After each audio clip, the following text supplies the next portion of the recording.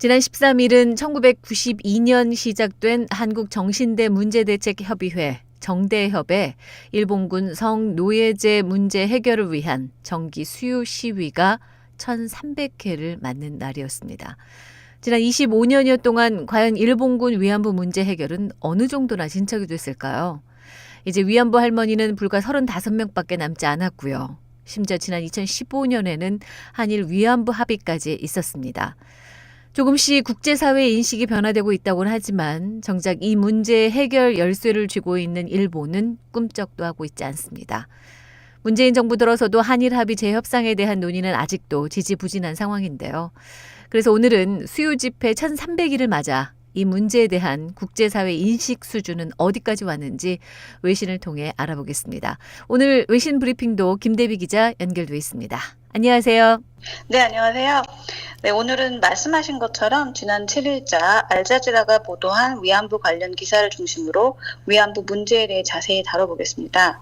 먼저 알자지라는 지난 25년간 서울 중심에 있는 일본 대사관 앞에서 매주 수요일에 진행된 위안부 집회가 1,300회를 맞았고 이 시위는 세계에서 가장 오랫동안 진행된 것이라고 전하면서 수요 집회에 대해 자세히 소개하고 있습니다. 한국인들은 이 수요 집회를 통해 일본 제국에 의해 강제로 성노예가 된 약 20만 명의 위안부 여성 피해자들에게 일본 정부의 사과와 보상을 요구한다고 전했습니다. 또 많은 국민들이 위안부 할머니들을 기리는 국가기념일 제정을 요청하기로 결정했고요. 문재인 대통령도 이에 동의했다고 전했습니다. 국가기념일 제정한다고요? 구체적으로 어떤 내용이죠?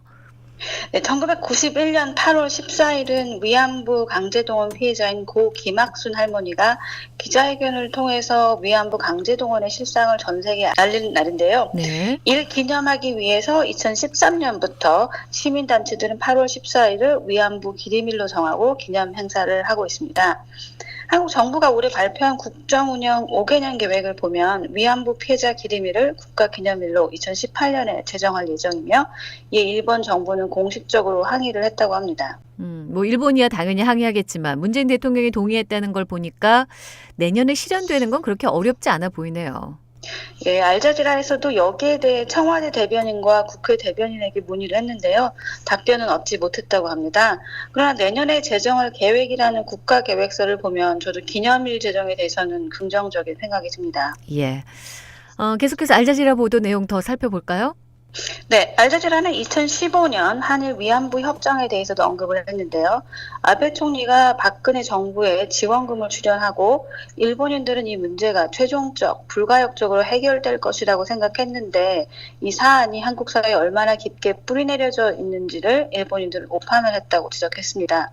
그리고 이런 논란의 중심에는 소녀상이 있다고 전했습니다. 그렇죠.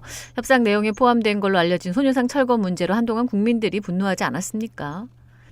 알자지라도 여기에 대해 지난 8월 서울에서 시작된 사이버 시위인 비위안부 프로젝트의 김효진 크리에이티브 디렉터의 말을 인용해 보도했는데요.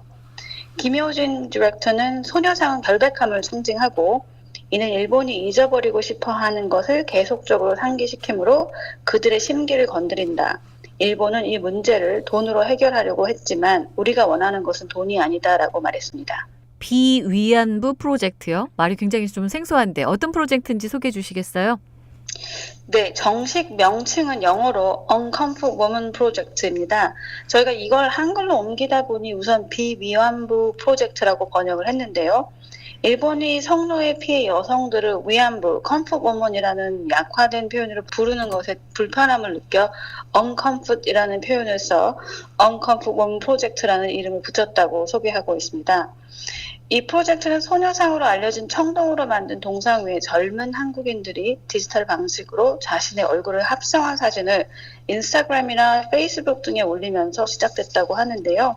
한국에 거주하지 않아도 수요일 사이버 시위에 참여할 수 있고 심지어 일본인들도 이 프로젝트에 많이 참여를 한다고 합니다. 웹사이트에 가시면 더 자세한 참여 방법이 소개되어 있는데요. 웹사이트 주소는 uncomfortwoman.com입니다. 한국어와 영어로 페이지를 볼 수 있고요. 이곳에서 소녀상과 시위 참여에 합성된 사진도 볼 수 있습니다. 김효진 씨는 이 프로젝트의 궁극적 목적이 국제 위안부 여성의 날 제정 요구에 동참하기 위한 것이라고 전했습니다. 예. 한국을 넘어서 국제 위안부 여성의 날도 꼭 제정됐으면 좋겠네요. 많은 분들이 이 프로젝트 참여하면 아마 좋은 결과가 있지 않을까 생각됩니다. 네, 계속해서 알자지라 보도 내용을 소개해드리면요. 문재인 대통령이 2020년까지 국립위안부 박물관을 설립하겠다고 언급했으며 정부의 승인을 기다리고 있는 상황이라고 보도도 있었습니다. 국립위안부 박물관 건립되면 뭐 일본 사람뿐 아니라 전 세계인들이 와서 이 위안부의 실상을 제대로 알 수 있는 기회가 될 것 같아요. 그렇죠. 알자지라는 위안부 나눔의 집 안신권 소장의 말을 인용해 서울에 있는 전쟁과 여성인권박물관은 시민사회 그룹에 의해서 운영되고 서울 밖에 있는 나눔의 집은 불교사회복지기관에 의해 운영이 되고 있는데 정부가 설립하고 운영하는 이번 국립박물관의 의미는 상당할 것이라고 전했습니다.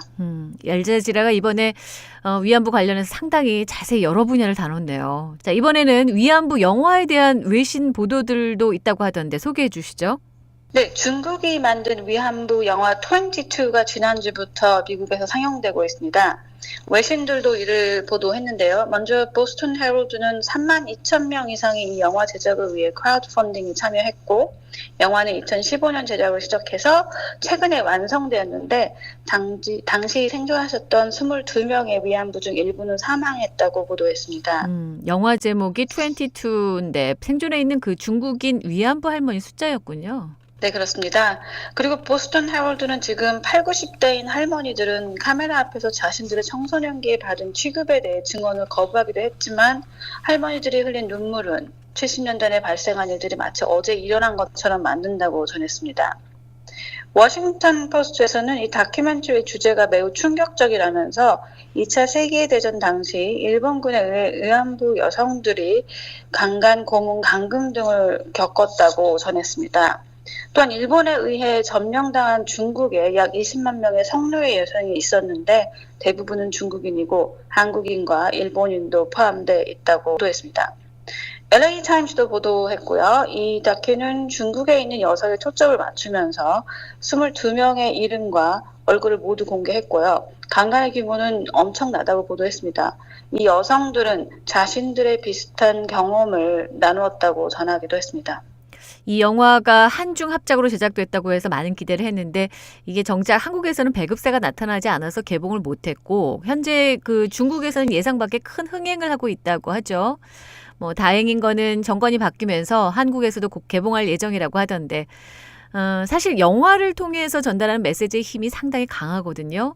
이 영화에 대해서 외신에서도 이렇게 많은 관심을 갖고 보도하고 있으니까 이번 기회에 영화를 통해서 위안부의 진실을 전 세계에 알릴 수 있는 그런 기회가 되기를 바랍니다. 오늘 외신 브리핑은 여기까지 하겠습니다. 김대비 기자 수고하셨습니다. 네, 감사합니다.